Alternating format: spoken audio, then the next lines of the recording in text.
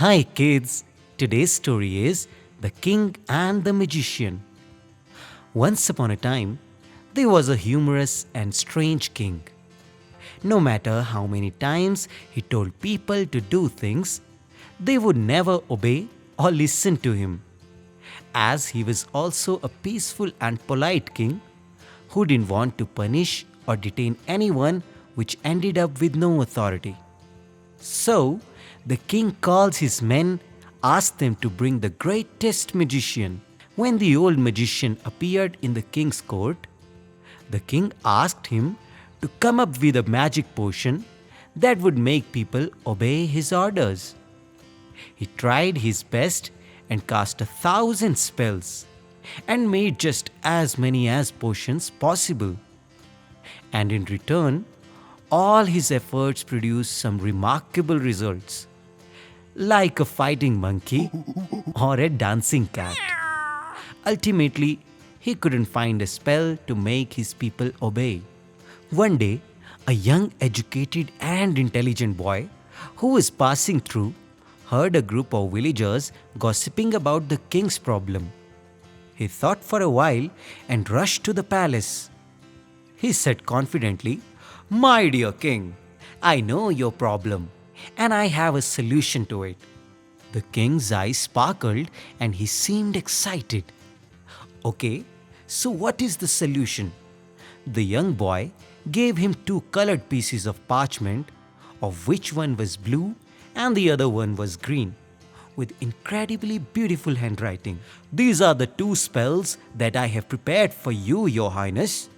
Use the blue one before saying which you want your subjects to do, and use the green when they have done it. A smile will indicate that the person remains under your power. Do this, and this spell will last forever." Everyone was fascinated and curious to hear the spells, especially the king. So the next day, the king prepared himself before using them. He read them several times in front of the mirror, and he tried his best to memorize them. From his castle, he saw a servant passing by, carrying a beautiful handcrafted piece of clothing. The king said to him, "Please, Adil, come here and let me see that magnificent masterpiece." Adil, surprised by the king's compassion and never having heard him say please before, approached the king. The king and everyone else there was surprised by how effective the spell had proven. The king, after looking at the design of the cloth with little interest, said, "Thank you, Adil, you may go." And the servant left smiling. It had worked, and even better, Adil remained under the king's power, just as the young boy had said. The grateful king festooned the young man with riches. But before he left the palace, the old magician approached him, begging him from where he got these extraordinary magical powers. The young boy, who was nothing more than an intelligent teacher, told the magician the truth. "My magic does not lie in those worthless parchments. I got my magic from my school, as my teacher constantly repeated that with good manners you could get anything." And he was right.